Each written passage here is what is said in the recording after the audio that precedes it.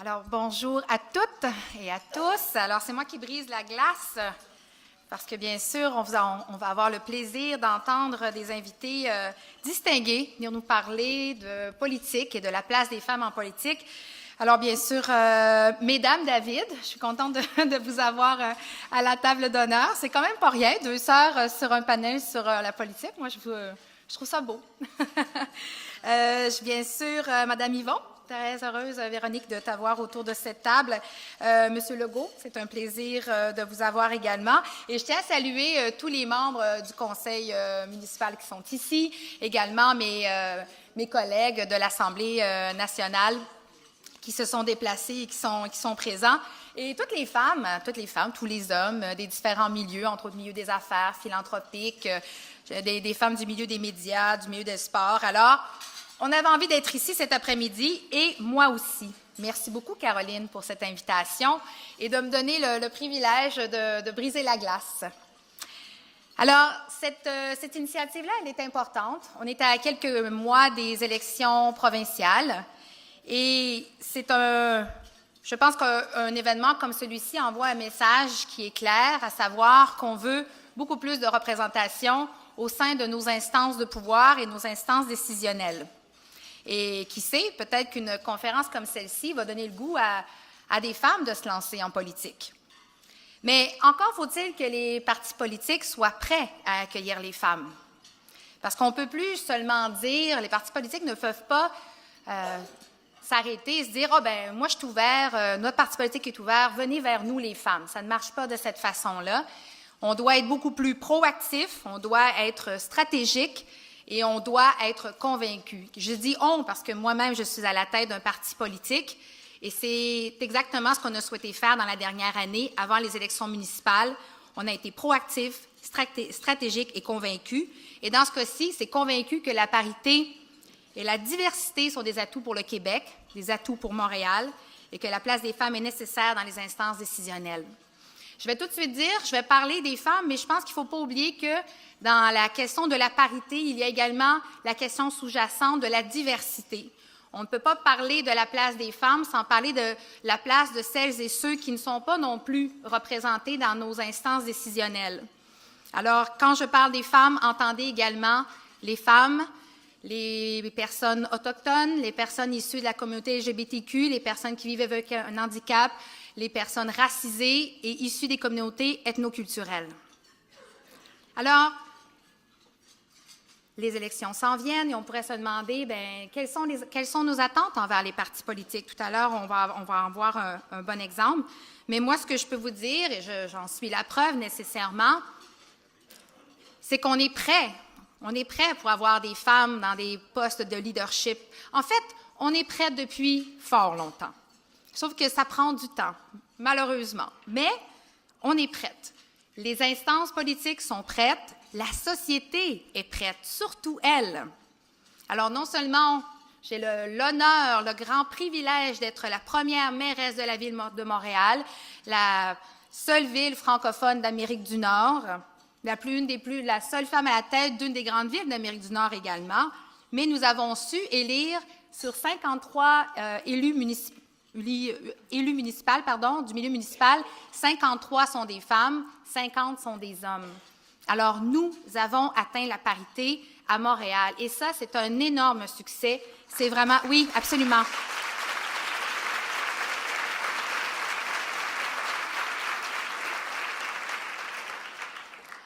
Ça ne se reflète pas partout dans toutes les villes, dans toutes les municipalités, comme quoi il y a encore beaucoup de travail à faire. Mais je pense qu'il faut montrer l'exemple et il faut monter nos attentes. Alors, je pense que cette fois-ci, du fait que nous avons une première mairesse, mais surtout un comité, pas un comité, mais un conseil municipal paritaire, ça donne le ton pour les prochaines éditions, pour les prochaines élections également. J'ai également le bonheur d'être à la tête d'un comité exécutif paritaire. C'était quelque chose que j'avais dit en campagne électorale et il ne faut pas seulement le dire, une fois qu'on est élu, il faut le faire. Il faut le faire, il faut s'y tenir. Et ça, parfois, ça amène à faire des choix difficiles parce que, de façon traditionnelle, souvent, les hommes ont des dossiers plus importants. Donc, quand vient le temps de faire des comités exécutifs paritaires, on se demande, est-ce que certaines femmes qui ont peut-être moins d'expérience peuvent faire la job? La réponse, c'est oui, tout le temps. L'idée ici, c'est de donner les outils, le soutien, la confiance nécessaire pour que celles qui décident de se lancer dans l'aventure politique, mais qu'une fois qu'elles atteignent le pouvoir, on continue à les soutenir. Je dois dire également que la Ville de Montréal, quand je la compare à d'autres villes, nous, on a atteint la parité au conseil municipal, c'est parce qu'on avait beaucoup d'étapes qui ont été franchies auparavant, et je tiens à les mentionner. Je parle entre autres du plan d'action pour une participation égalitaire des femmes et des hommes à la Ville de Montréal qui a été fait en 2008 et que nous sommes en train de réviser. Donc déjà, il y avait une réflexion d'entamer à même la Ville de Montréal, nonobstant les partis politiques. On a également un exercice qui est une activité qui est fort importante qui s'appelle CITL, qui est en fait qui se fait en partenariat avec le Conseil des Montréalaises et qui permet à des femmes de faire une simulation du conseil municipal pendant 2 jours. Et ça, c'est fort pertinent parce que ça permet de démystifier à quoi ça ressemble la job d'un conseiller de ville ou d'un maire d'arrondissement. Et finalement, il y a Montréal L, qui est une initiative de concertation Montréal, qui est en train de faire une évaluation des pratiques municipales en termes de consultation citoyenne et de participation citoyenne, parce qu'on le sait, plus on s'implique dans les instances décisionnelles, que ce soit des conseils d'administration ou des consultations citoyennes ou dans notre vie de quartier, souvent c'est ce qui nous amène ensuite à faire notre chemin et avoir le goût de se lancer en politique. Ceci étant dit, les partis politiques ont une responsabilité par rapport à la pleine participation des femmes. Tout d'abord, c'est de reconnaître les barrières systémiques qui existent. Les barrières systémiques, on généralise, les femmes ne les vivent pas toutes de la même manière, mais c'est de reconnaître que souvent les femmes ont moins de ressources financières, ont peut-être moins de réseaux ou ont eu moins de possibilités d'avoir des coachs ou du mentorat. Nous, de notre côté, à Projet Montréal, on a décidé d'être, je le disais en ouverture, très proactifs. Alors, ce qu'on a fait, c'est qu'on a proposé des opportunités de formation. On a fait du mentorat, du marrainage entre des élus expérimentés avec des nouvelles recrues. Et aussi, on a décidé d'être très audacieuse et de privilégier certains postes pour s'assurer que ce soit des femmes. Alors, on pourrait appeler ça des quotas, si on veut. Moi, j'ai absolument aucun problème avec cette notion, mais ce que je peux vous dire, c'est que, par exemple, à chaque fois qu'il y avait une femme que je réussissais à convaincre d'être mairesse d'arrondissement, j'avais à peu près 10 à 15 hommes qui me disaient « Présent, moi, je suis prêt à être maire d'arrondissement. » Alors, si à un moment donné, on veut changer les structures de pouvoir, il faut aussi s'assurer que les postes qui ont le plus de responsabilités, le plus de pouvoir et la meilleure paye, on les en garde pour les femmes. Et ça, ce que ça voulait dire, c'est que les candidatures des hommes, on les gardait, on ne les jetait pas aux poubelles, mais on attendait d'en avoir 10 femmes, 10 hommes, puis là, on commençait le processus pour être certain d'avoir un bassin assez important pour que ça fasse une différence. Oui, merci. Le dernier élément, et non le moindre, je parlais d'une des barrières systémiques qui est le manque d'argent. Bien, c'est de reconnaître justement que le fait que parfois les réseaux de femmes ont moins de ressources financières.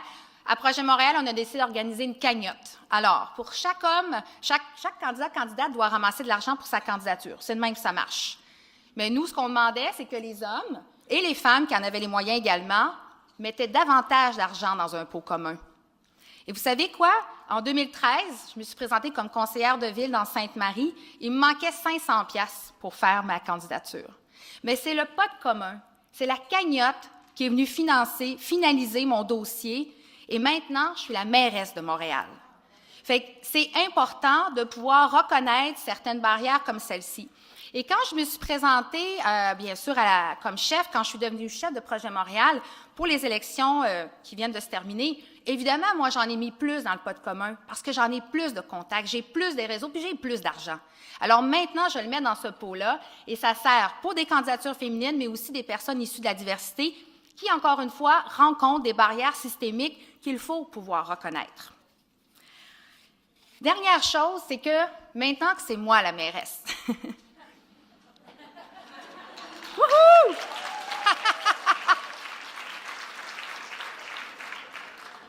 J'ai décidé que j'avais également une responsabilité de nommer une situation qui est en général, dont on parle peu, et c'est le cabinet politique. Les personnes qui entourent les élus, les attachés de presse, les attachés politiques, les gens qui ont un degré de pouvoir, accès au pouvoir de façon très, très proche.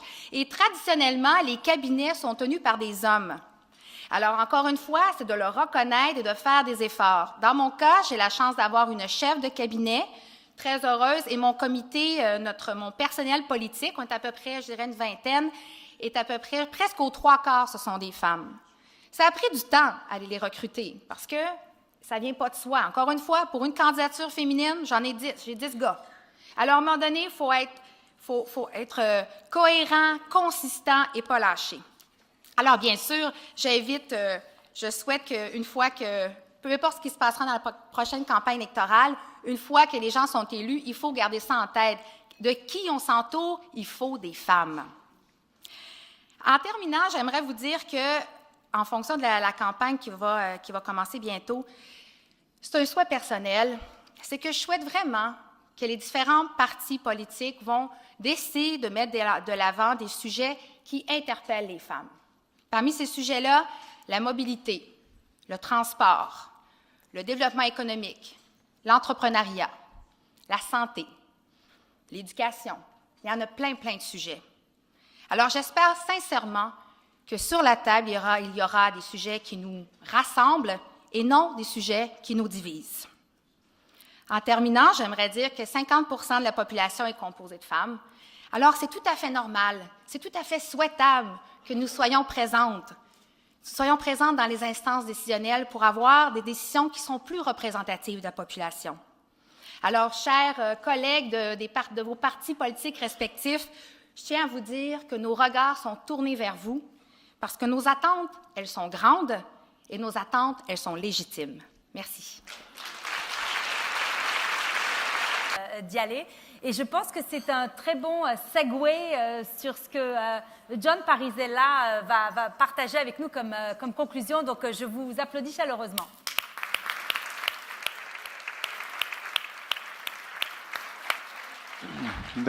Merci beaucoup, Caroline. Premièrement, je voudrais remercier tous d'être ici parce que je pense que c'est important de voir un si grand nombre de personnes qui sont ici, mais je voulais aussi signaler le travail et le dévouement que Caroline Cody fait pour une cause qui est très importante. Elle essaie de corriger les choses dans la société civile et habituellement, si la société civile est capable de corriger des choses, ça se reflète dans la politique. Donc, je te salue pour tout ce que tu fais. Tu ne lâches pas et tu le fais avec énormément de style et énormément de grâce. Je voudrais... Oui, ça vaut la peine.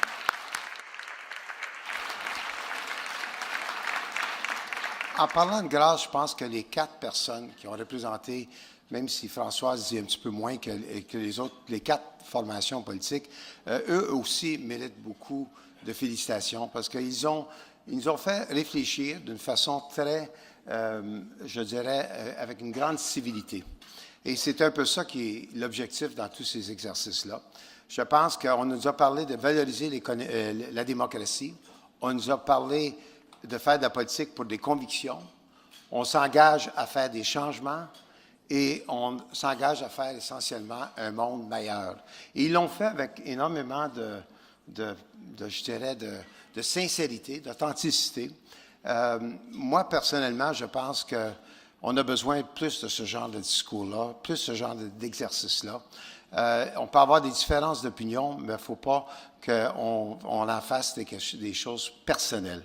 Je pense que la grande force des 4 personnes aujourd'hui, c'est qu'ils ont défendu des choses à laquelle ils croient. Ça donnait que la plupart des gens ont à peu près les mêmes points de vue sur l'importance des femmes et le rôle qu'ils doivent jouer en politique. Tantôt, on m'a fait l'honneur, mais en même temps, on ne m'a pas rajeuni. On m'a parlé de mon rôle avec M. Bourassa. C'est sûr que ça me porte à reculer un petit peu dans l'histoire puis dire que les 2 grandes formations, le Parti québécois et le Parti libéral du Québec, ont été des pionniers pour faire avancer la cause des femmes en politique. Et je vois que le Québec solidaire et la CAQ sont exactement dans cette voie-là. Donc, il n'y a pas un parti qui est pour ou contre, ils sont tous dans la même direction, tous dans la même destination, puis ça, c'est très encourageant.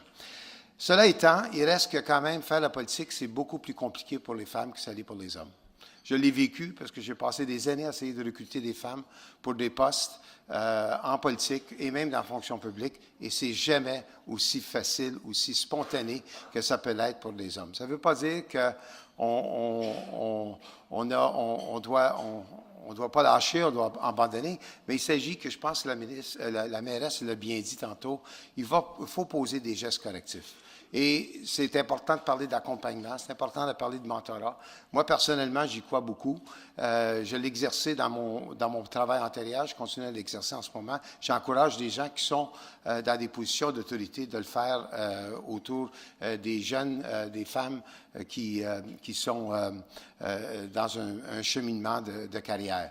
Il reste que vous avez aussi parlé de parité, oui, puis comme je dis, il faut poser des gestes. Vous avez parlé de diversité, et ça, c'est important parce que la diversité, ça fait partie essentiellement de l'ensemble de la société, puis on ne peut pas exclure des gens, il faut faire tout pour inclure les personnes. L'inclusion et la diversité, ça va de pair.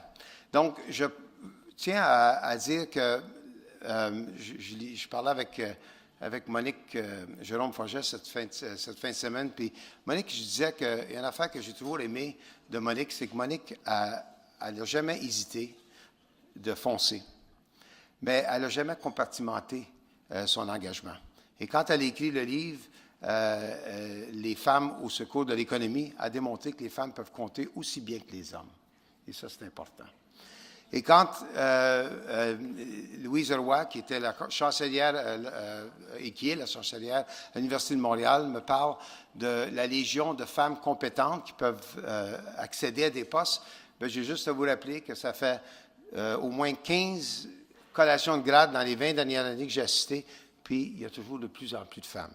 Donc, je suis encouragé pour l'avenir, mais il ne faut pas rester, disons, à regarder les progrès qu'on a faits. Il faut voir qu'il y a encore un bon parcours à faire. Ça fait 50 ans, cette semaine, la semaine passée, que Martin Luther King est décédé. Et 2 mois plus tard, Robert Kennedy est décédé lui-même. Et il nous faisait toujours rêver, puis je pense que je vous laisse avec une citation. Il n'y a pas beaucoup d'anglais qui s'est parlé aujourd'hui, mais je vais vous la dire en anglais, qui essentiellement dit qu'il ne faut pas perdre le sens du rêve.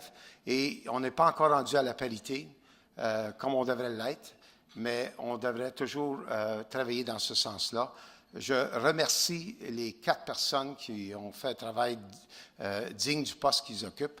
Et la citation de Robert Kennedy se lit comme suit. « Some people see things as they are and ask why, but I dream of things that never were and ask why not. » Et pourquoi pas qu'on ne peut pas continuer. Merci beaucoup.